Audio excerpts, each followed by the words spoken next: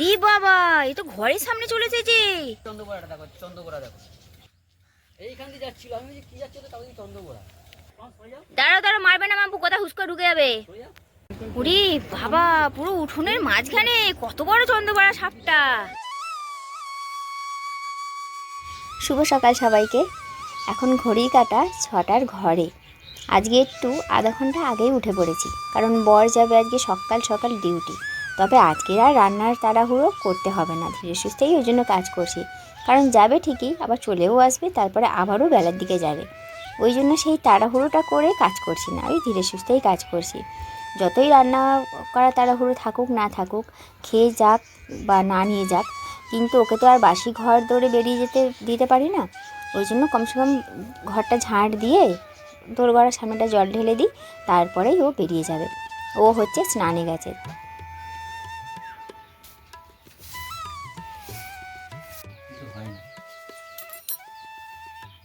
মুখে নারকেল তেল লেপছে। কে গুড মর্নিং দাও। গুড মর্নিং সবাইকে, শুভ সকাল। ঠান্ডা লাগছে সত্যি, আমাদের এখানে খুব ঠান্ডা পড়ে বাবরে। ওটা বেজি মুড়ে পড়ে আছে দেখি ওইখানটা। হ্যাঁ, রাস্তা যাওয়ার রাস্তাটা। হ্যাঁ, কি নেংটিরে কেউ মেরেছে মনে হয়। এই বাবা, পরে জলে কোথায় দিয়ে দেবে সেইখানটা। ঘড়ি কাটা ওই যে 7টার ঘরে। মহারাজা যাচ্ছে কাজে। হ্যাঁ পড়ো। রাস্তায় গিয়ে ঠান্ডা লাগবে আমার। মহারাজা যাচ্ছে কাজে 7টার সময়, আবার একটা বিশেষ কাজে যাচ্ছে, অফিসেরই কাজে, কিন্তু আবার চলেও আসবে, এসে আবার বেলায় যাবে। এটা এমার্জেন্সি কাজ।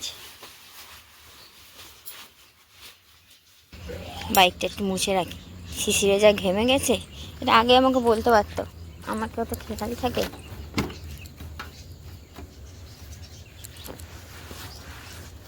এ বাবা, পুরো চকচক করছে জল।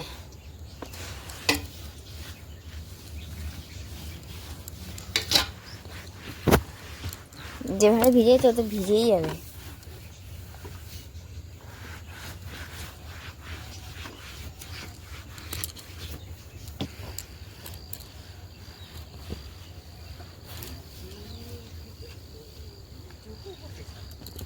পাড়াতে এসে আমার সাথে আসছে, হুম, ঠিক ভালো লাগে।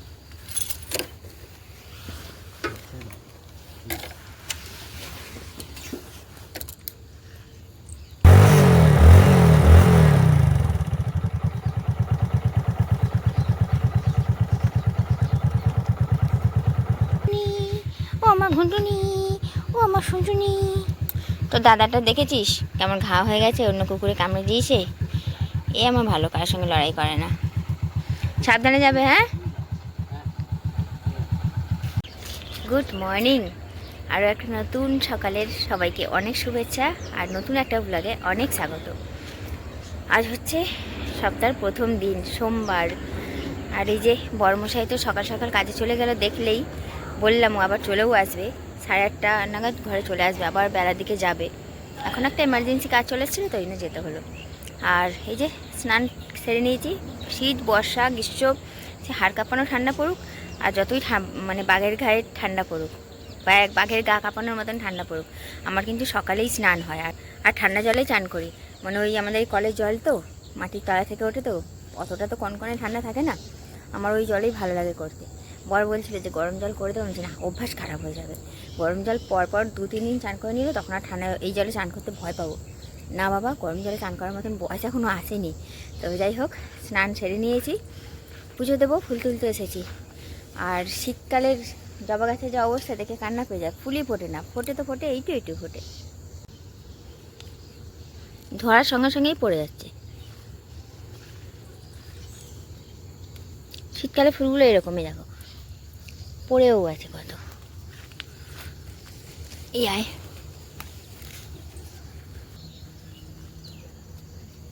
তাও আজকে অনেকগুলোই ফুল ফুটেছে অন্যদিনের তুলনায়। এই যে আয়,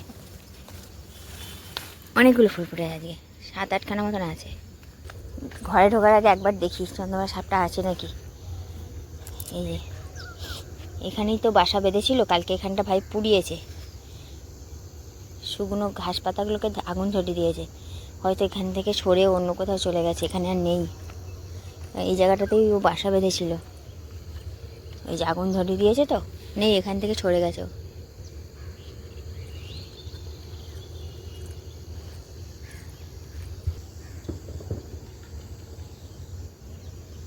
এই যে আমার পুজো করা কিন্তু হয়ে গেছে, যেটুকু ফুল পেয়েছি ওটুকু ফুল দিয়ে সাজিয়ে আমার পুজো করা হয়ে গেছে। চলো এটা গাছে করে দিয়ে দিই।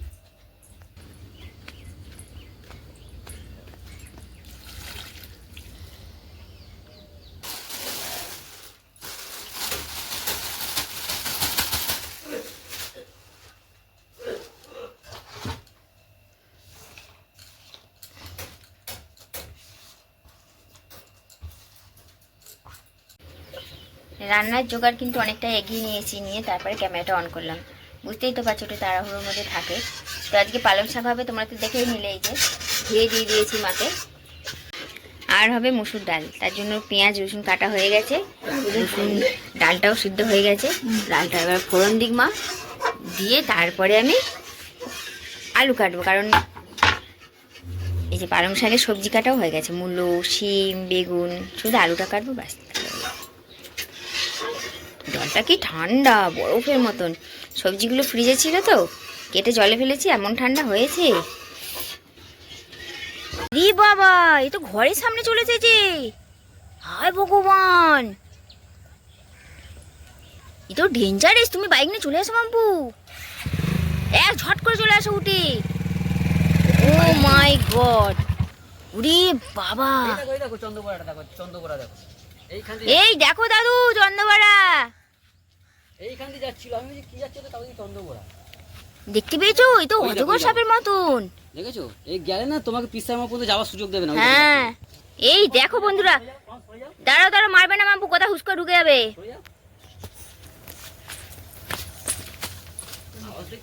রে বাপরে বাপরে বাপরে, এখন যাওয়ার সুযোগ পেয়েছে, এবার যাবে।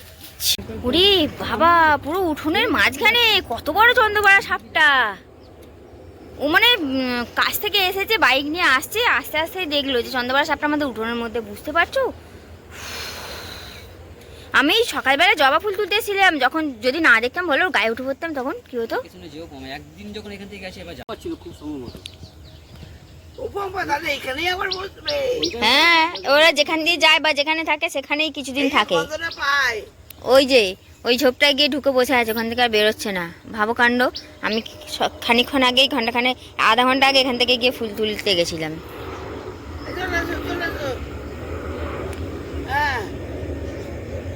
দেখেছো মানে কি কাণ্ড, আহারে বাইকে চাপা পালালো,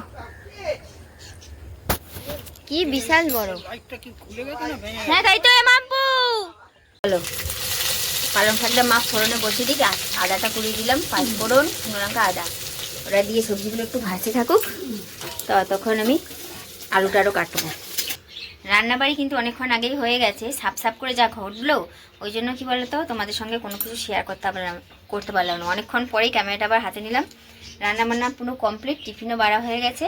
যে এই হচ্ছে পালং শাক একদম, আর এই হচ্ছে রাঁধুনি ফোড়ন আর মুসুরটা রসুন ফোড়ন দিয়ে মুসুর ডাল। ঠিক আছে, দাদুকে আজ টিফিন দেবো, দাদুকে টিফিনটা দিয়ে আসি, তারপর আমি খাবো। নাও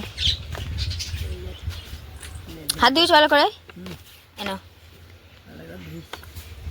ওই সাপ বেরিয়েছিল না ভাই, ওই জন্য সব ঝোপঝাড় পরিষ্কার করছে। দেখে শুনে আগে হাত ফাত দিও না। ওই ঝোপটাই যেন বসেছিল কতক্ষণ, আমি কত আদলা ঢিল ছিঁড়েছি, তাও বেরোয়নি। এই লতা পাতাগুলো এমন থাকে না, কিছুই বোঝা যায় না। ভাবো আমি সকালবেলায় ফুল তুলতে গেছিলাম, যদি তার আগে গিয়ে ঢুকে বসে থাকতো কি হতো? জবা গাছটাকে বলছি কেটে দাও, এই শীতকালে ফুল হবে না জবা গাছে। দাদুকে দিয়েছে, আমিও টিফিনে নিয়েছি। এই যে মাও নিয়ে গেল রোদ্দুরে, মা রোদ্দুরে খাবে, আর ওরও খাওয়া হয়ে গেছে। পালং শাকটা খুব ভালো হয়েছে, টেস্টি একদম। কুচো চিংড়ি দিয়েছে, হ্যাঁ ভালো কথা, তোমাদের বলা হয়নি। কুচো একদম কুচো, একদম কুচো কুচো যে চিংড়ি হয়, ওই চিংড়ি মাছ দিয়ে করা হয়েছে। শুধু শুধু খাবে, তুমি একটা কাজ করো, এরকম নাও, এইরকম নাও। সস দেবো? দাও। দাঁড়া, তাহলে আমি হাতটা দিয়ে আসি। এর মধ্যে দেবো বোন? রুটিতে প্রথমে পাতা টালটালে বেরোয়। আর নিও না বেশি।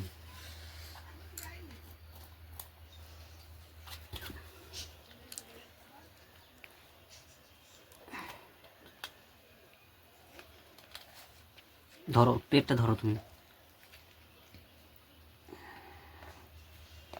নেও। কামড় কামড় দাও। না আমি খাবো না, আর আমি কিছু খাবো না, ভাত খেয়ে নিলে আমি আর কিছু খাই না। আমার এগরোল হয়ে গেল।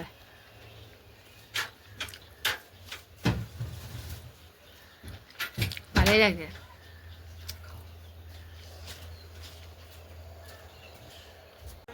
হঠাৎ করেই ওয়েদারের রূপ কেমন বদলে গেল, মেঘলা, চারিদিক কেমন সেই ঝাপসা ঝাপসা একটা ভাব। কেমন লাগছে দেখে মনেই হচ্ছে না যে 1:30 বাজে। চন্দ্রবড়া সাপটা দেখার পর থেকে কেমন যেন একটা আতঙ্ক কাজ করছে যেন মনের ভিতর, যে একটু আগেই তো আমি ওখানে জবা ফুল তুলতে গেছিলাম, যদি তখন থাকতো সাপটা, যদি কামড়ে দিত, মনের মধ্যে নানান রকম ভাবনা চিন্তা আসছে। তো ওই জন্য আর তেমনভাবে কোনো কিছু শ্যুট করতে পারিনি। আজকের ভিডিওটা তাহলে এতটাই রাখলাম বন্ধুরা। আগামীকাল একটা নতুন ব্লগের সঙ্গে দেখা হচ্ছে। খেতে বসবো, এই যে ভাত বেড়ে নিয়েছি, একদম ভাতের মধ্যে সব কিছু নিয়ে নিচ্ছি, জানো খেতেও ইচ্ছা করছিল না।